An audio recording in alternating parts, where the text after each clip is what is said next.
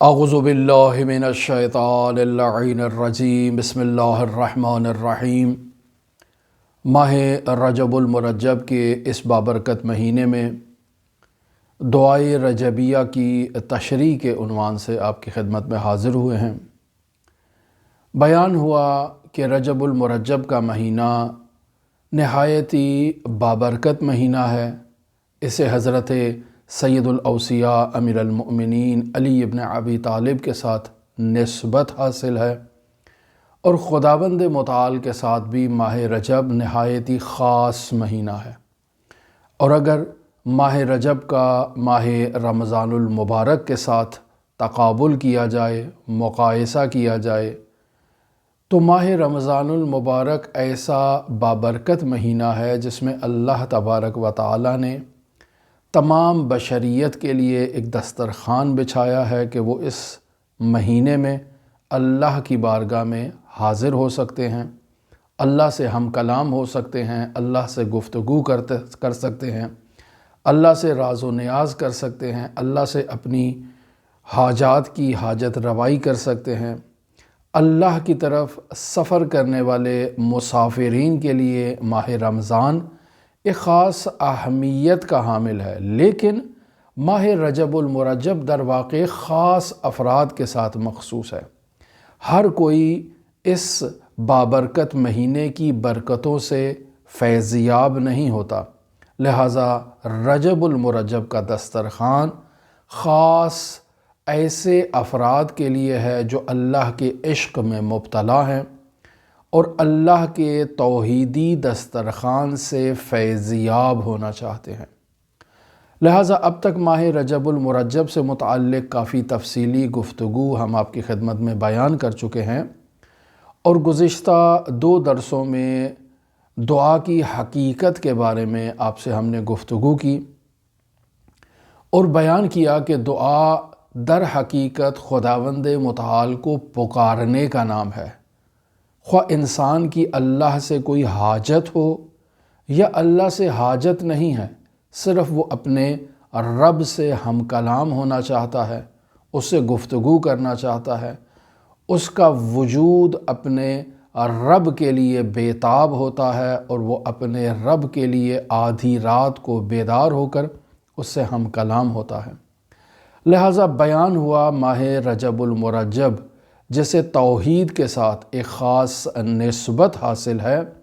لہٰذا روایات میں اس بابرکت مہینے میں آیات توحیدی کی تلاوت پر اور اذکار توحیدی کی تلاوت پر خاص تاکید حاصل ہے۔ لہٰذا سورہ اخلاص کی تلاوت کی جائے، ذکر لا الہ الا اللہ کی تلاوت کی جائے۔ لہٰذا اس موضوع پر تفصیل سے آپ کے ساتھ ہم پہلے گفتگو کر چکے ہیں۔ اب بیان یہ کرنا چاہتے ہیں کہ رجب المرجب میں کچھ ایسی دعائیں ہیں جو حضرت امام جعفر صادق علیہ آلاف و تحیت و ثنا سے نقل ہوئی ہیں۔ ان دعاؤں کو ماہ رجب المرجب میں قراءت کرنا چاہیے، تلاوت کرنا چاہیے، اور چونکہ ماہ رجب المرجب توحید کے ساتھ مخصوص مہینہ ہے، لہٰذا ہم فی البداہہ یہ کہہ سکتے ہیں کہ ماہ رجب المرجب کی دونوں دعائیں جو امام جعفر صادق علیہ السلام سے نقل ہوئی ہیں، ان کے مضامین توحیدی مضامین ہیں۔ مثلا ایک دعا جسے ہم ہر روز واجب نمازوں کے بعد ہمارے معاشرے میں، مساجد میں، امام بارگاہوں میں، حتیٰ ہر انسان اپنے گھر میں انفرادی طور پر جب نماز واجب کو ادا کرتا ہے تو وہ دعائے یا من ارجوہ لکل خیر کی تلاوت کرتا ہے۔ یہ امام جعفر صادق علیہ السلام سے نقل شدہ دعا ہے، اور اسے ماہ رجب المرجب میں قراءت کیا جاتا ہے۔ لیکن رجب المرجب میں جب ہم دعائے رجبیہ کا ذکر کرتے ہیں تو بطور معمول علماء اسی دعا کی طرف توجہ دلاتے ہیں، اسی دعا کی قراءت کرتے ہیں۔ ہمارے معاشرے میں یہی دعا رائج ہے دعائے رجبیہ کے عنوان سے، جبکہ رجب المرجب میں ایک اور دعا بھی امام جعفر صادق علیہ آلاف و تحیت و ثنا سے نقل ہوئی ہے کہ جس کا آغاز خواب الوافدون علی غیرک سے شروع ہوتا ہے۔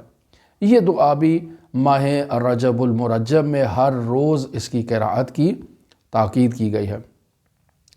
لہٰذا ماہ رجب المرجب میں ہم ان دونوں دعاؤں کی تفسیر اور تشریح دعائے رجبیہ کے عنوان سے آپ کی خدمت میں پیش کرنا چاہتے ہیں۔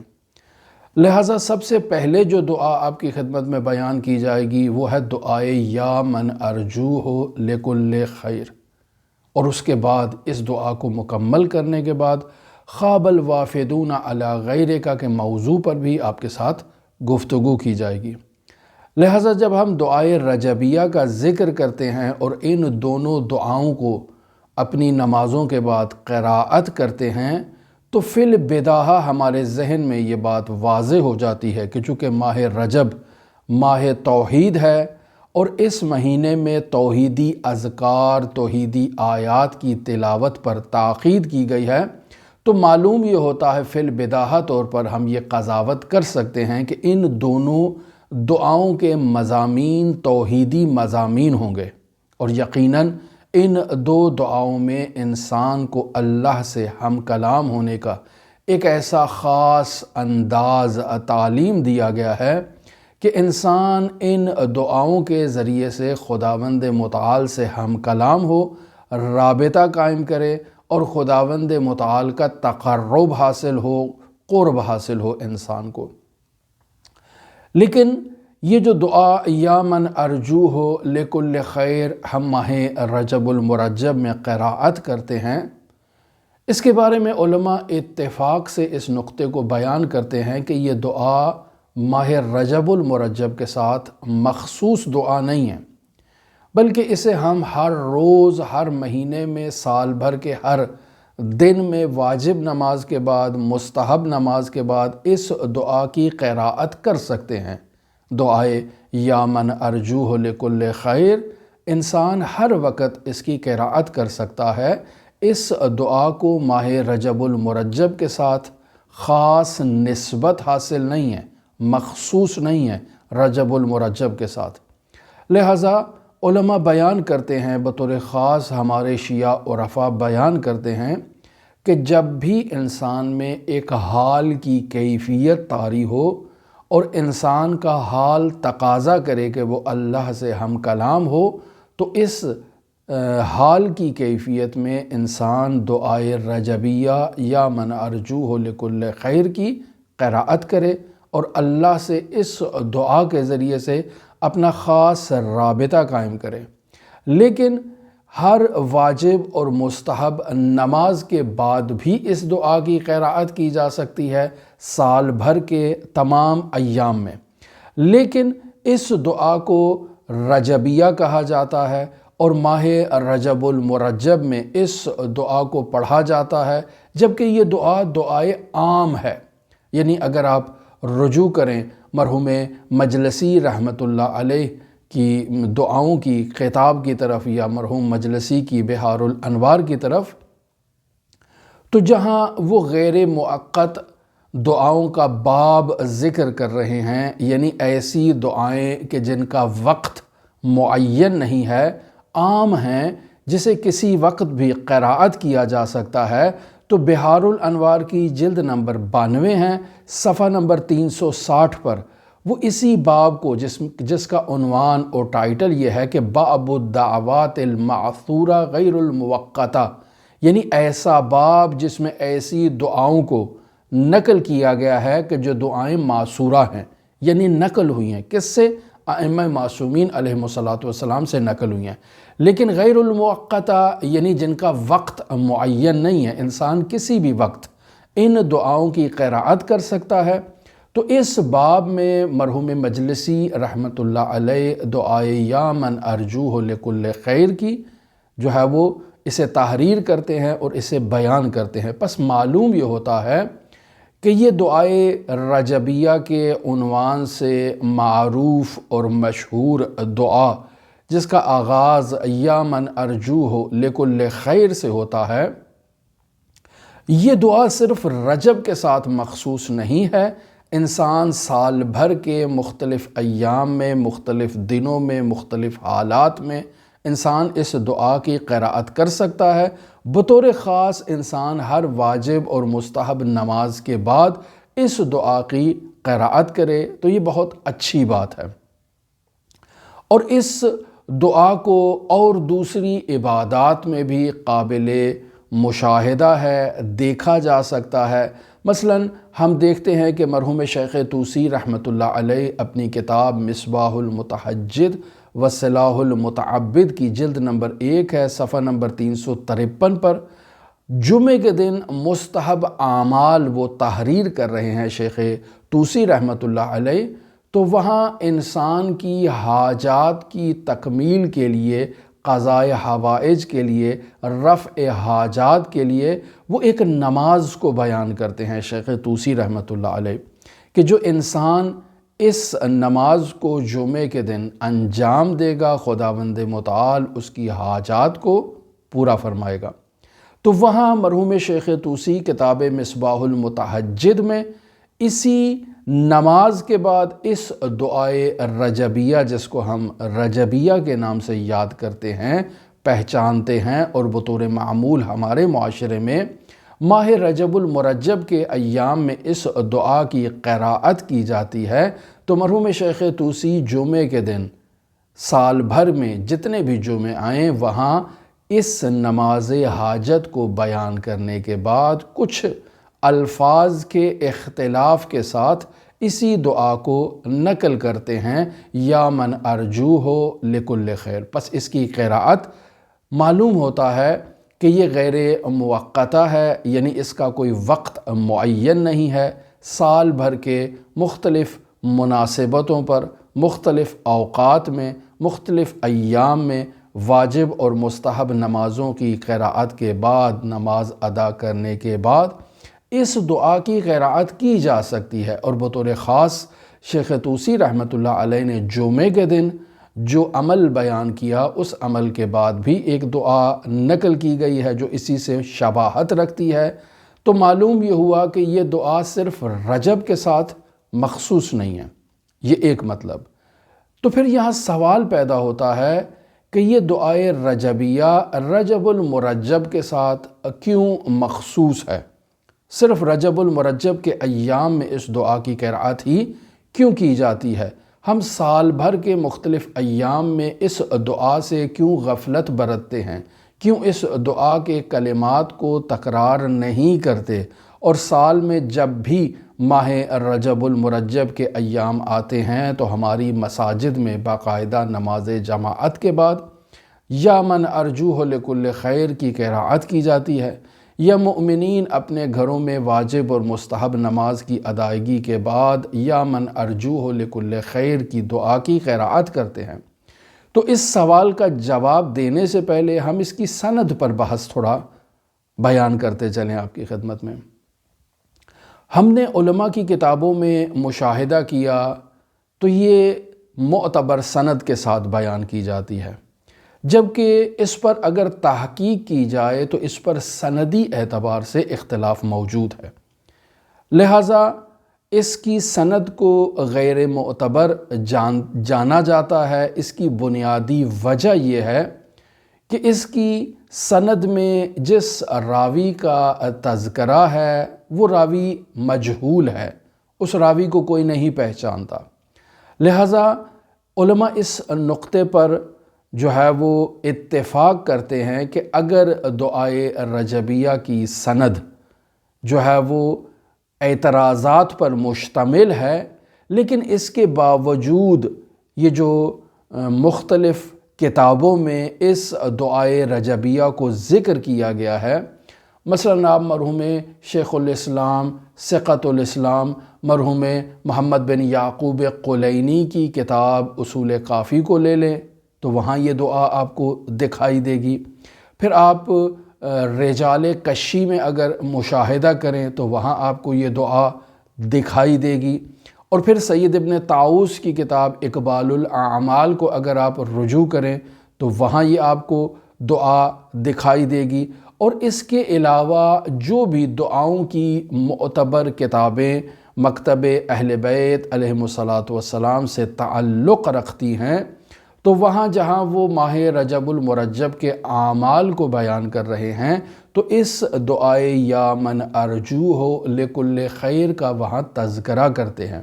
بس اس قدر کتابوں میں اس دعائے رجبیہ کا موجود ہونا یہ اس کے ضعف سند کو جبران کر دیتا ہے۔ یعنی اگر بعض افراد کے نزدیک محمد بن ذکوان نامی صحابی جو اس روایت کا منبع ہے اگر وہ معتبر نہیں ہے، وہ مجہول ہے، اسے کوئی نہیں پہچانتا، تب بھی وہ اس دعائے رجبیہ کو معتبر اس وجہ سے جانتے ہیں کہ اس قدر جلیل القدر شخصیات نے اس دعائے رجبیہ کو اعمال رجب میں ذکر کیا ہے، تو اس کا مطلب ہے کہ یہ دعا درست ہے، معتبر ہے۔ ایک اگر ہم سند سے ہٹ جائیں اور سند کی بحث نہیں کرتے ہیں تو اس دعا کے اندر جو مفاہیم بیان کیے گئے ہیں یہ مفاہیم نہایتی بلند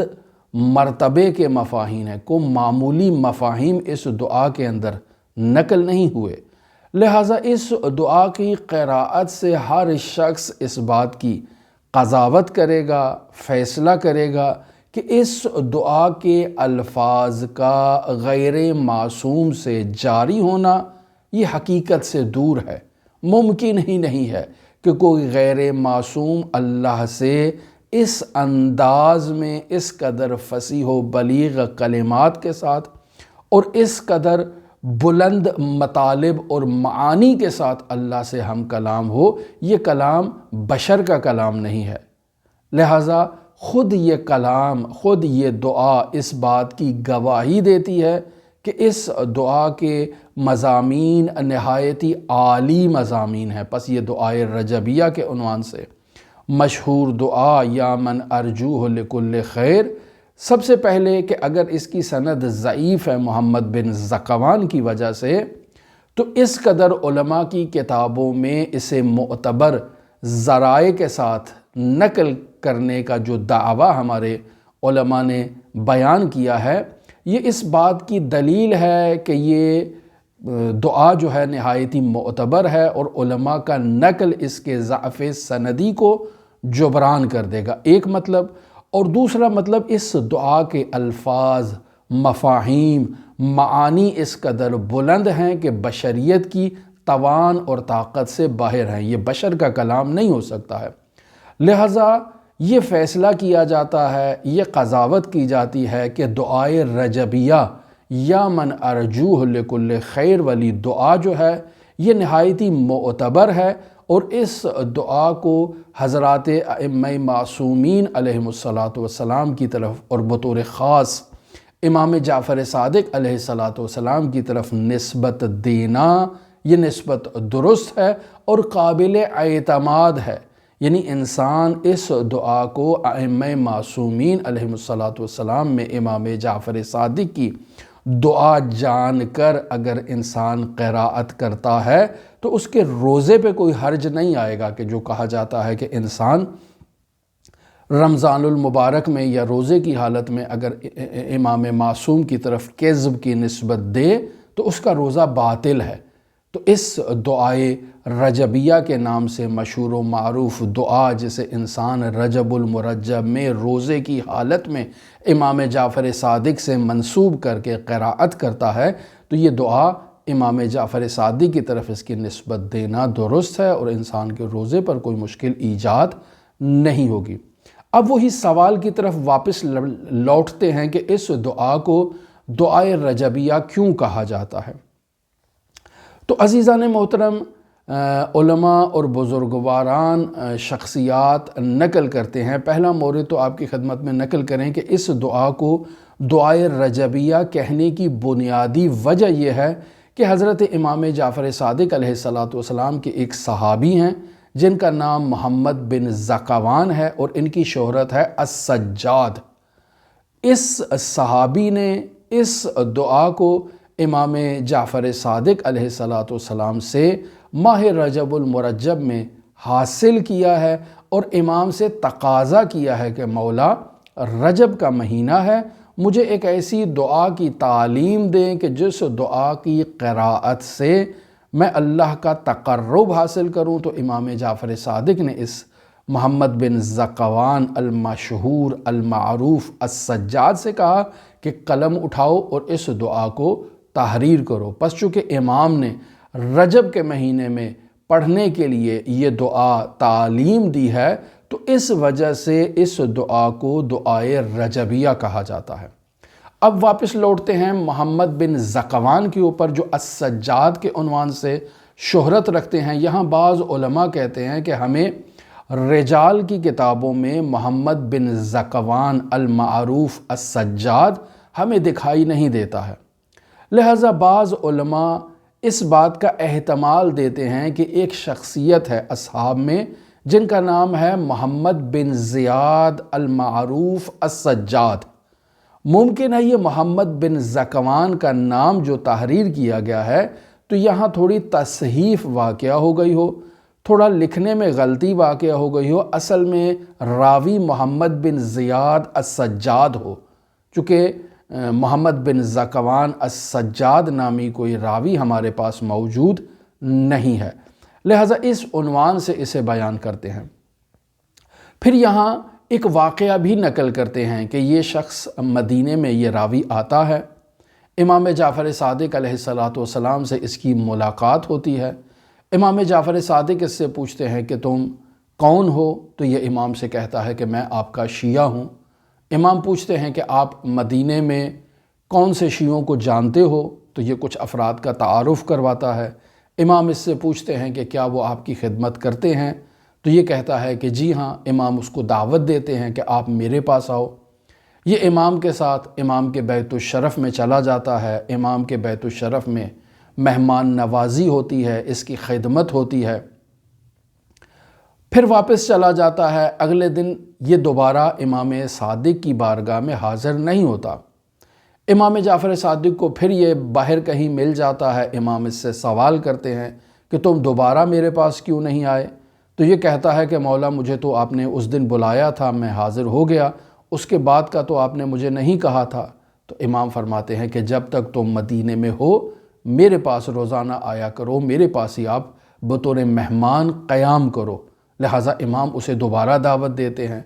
پھر اس سے سوال کرتے ہیں کہ تمہاری پسندیدہ غذا کیا ہے؟ تو وہ کہتا ہے کہ مولا مجھے دودھ بہت پسند ہے۔ تو امام حکم دیتے ہیں کہ ایک بھیڑ کو اس کے لیے مخصوص کر دیا جائے تاکہ یہ اس کے دودھ سے فیضیاب ہو اور استفادہ کرے۔ پھر یہی راوی کہتا ہے کہ میں نے امام جعفر صادق علیہ السلام سے سوال کیا کہ مولا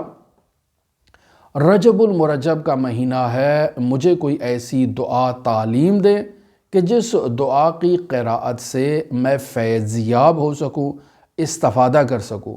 لہٰذا امام علیہ السلام نے اسے دعا یا من ارجوہ لکل خیر کی تعلیم دی ہے۔ لہٰذا سید ابن طاؤس کی الاقبال الاعمال کی طرف اگر ہم رجوع کریں، شیخ عباس قمی رحمۃ اللہ علیہ کی مفاتیح الجنان کی طرف اگر ہم رجوع کریں تو وہ اس دعا کو اس انداز میں بیان کرتے ہیں کہ معتبر ذرائع سے یہ دعا نقل ہوئی ہے محمد بن ذکوان السجاد نامی صحابی کے ذریعے سے، اور پھر بیان کرتے ہیں کہ یہ محمد بن ذکوان جس کی شہرت سجاد نامی جو ہے وہ لقب کے ساتھ ہوتی ہے، اس کی بنیادی وجہ یہ ہوتی ہے کہ یہ صحابی اس قدر سجدے کیا کرتا تھا اللہ کی بارگاہ میں اور اس قدر گریہ و زاری کیا کرتا تھا کہ اس گریہ و زاری کے نتیجے میں اس کی آنکھوں کا نور ضائع ہو گیا اور یہ نابینا ہو گیا۔ لہٰذا اس کے اسی زہد اور تقوی کو مد نظر رکھتے ہوئے اسے محمد بن ذکوان السجاد کے نام سے یاد کیا جاتا ہے۔ لہٰذا یہ امام کی بارگاہ میں آتا ہے اور کہتا ہے قلت لأبی عبداللہ علیہ السلام، یعنی محمد بن ذکوان المعروف محمد سجاد کہتا ہے کہ میں امام جعفر صادق علیہ السلام کی بارگاہ میں حاضر ہوتا ہوں اور امام سے عرض کرتا ہوں جعلت فداک، مولا میں آپ پر قربان جاؤں، ھذا رجب، مولا یہ رجب المرجب کا مہینہ ہے، علمنی فیہ دعاء، مولا مجھے اس رجب المرجب کے مہینے میں ایک دعا کی تعلیم فرمائیں، ینفعنی اللہ بہ، کہ جس دعا کی قراءت سے اللہ مجھے نفع بخشے، مجھے فائدہ دے۔ تو امام صادق علیہ السلام فرماتے ہیں فقال لی ابو عبداللہ، تو محمد بن ذکوان کہتا ہے کہ امام جعفر صادق علیہ السلام نے مجھ سے کیا کہا، اکتب، جاؤ قلم اٹھا لاؤ، اور قلم جب اٹھائے گا تو یقینی بات ہے کہ کوئی ایسا تحریر کرنے والا مسودہ، کوئی کاغذ، کوئی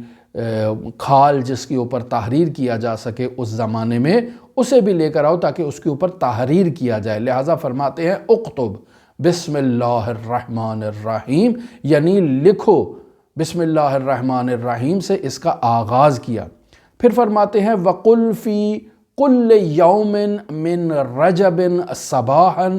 وَمَسَاءً، اور یہ جو میں تمہیں لکھوا رہا ہوں نا، ان کلمات کو رجب المرجب کے مہینے میں صبح کے وقت اور شام کے وقت، وفی اعقاب الصلوات کا، اور اپنی نمازوں کے بعد، فی یوم کا ولیلت کا، یعنی دن کی نمازیں ہوں یا رات کی نمازیں ہوں، ہر نماز کے بعد اس دعا کی قراءت کرو، یا من ارجوہ لکل خیر۔ پس معلوم ہوتا ہے اس تحریر سے کہ امام صرف واجب نماز کا ذکر نہیں کر رہے۔ پہلے یہ ہے کہ وَقُلْ فِي كُلِّ يَوْمٍ مِّن رَجَبٍ صَبَاحًا وَمَسَاءً، کہ رجب کے مہینے میں صبح کے وقت بھی اور شام کے وقت بھی اس دعا کی قراءت کی جائے، یا من ارجوہ لکل خیر۔ پس امام جعفر صادق ایک وظیفہ دے رہے ہیں، اور یہ وظیفہ ضروری نہیں ہے کہ نماز کے بعد اس دعا کی قراءت کی جائے، بلکہ رجب المرجب میں اس دعا کی قراءت کرنا ہے، صبح کے وقت بھی کرنا ہے اور شام کے وقت بھی اس دعا کی قراءت کرنا ہے۔ اور پھر فرماتے ہیں وفی اعقاب صلوات کا، فی یوم کا ولیلت کا، یعنی دن کے وقت جتنی نمازیں تم پڑھتے ہو ان نمازوں کے بعد اس دعا کی قراءت کرو، اور رات کے وقت جن نمازوں کی قراءت کرتے ہو اس کے بعد بھی اس دعا کو پڑھو۔ تو اس کا مطلب یہ ہے کہ انسان اپنے 24 گھنٹوں میں جتنی مرتبہ بھی نماز پڑھے، چاہے وہ نماز واجب ہے، چاہے نماز نافلہ ہے، چاہے نماز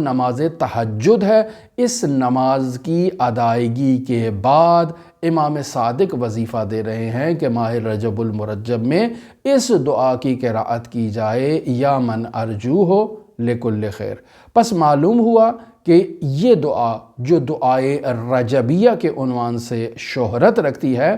اسے دعائے رجبیہ اس وجہ سے کہا جاتا ہے کہ اس کی قراءت ماہ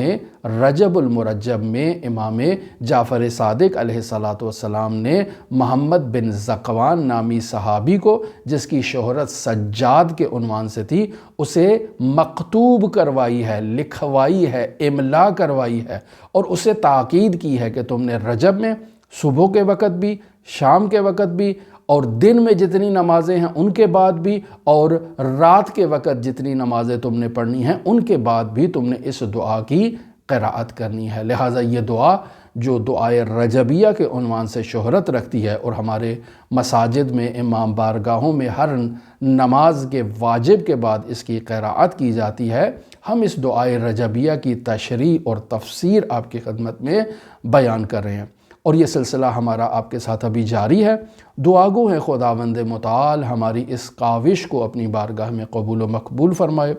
دعا گو ہیں کہ تمام مؤمنین جو اس دعائے رجبیہ کو سن رہے ہیں ہمارے توسط سے، خداوند متعال ہمارے ان الفاظ کو ان کے لیے مفید قرار دے اور ان کے لیے فائدہ بخش قرار دے، وہ اس سے فیضیاب ہو سکے، اور دعا گو ہیں کہ خداوند متعال ماہ رجب المرجب کی برکات سے ہمیں فیضیاب ہونے کی توفیق عطا فرمائے۔ دعا گو ہے خداوند متعال منجی عالم بشریت حضرت صاحب العصر، صاحب الامر، صاحب الزمان کے ظہور میں تعجیل فرمائے، اور ہمیں حضرت کے اصحاب و آوان و انصار کی فہرست میں شمار فرمائے۔ اللہم صلی علی محمد و آل محمد وعجل فرج قائم آل محمد۔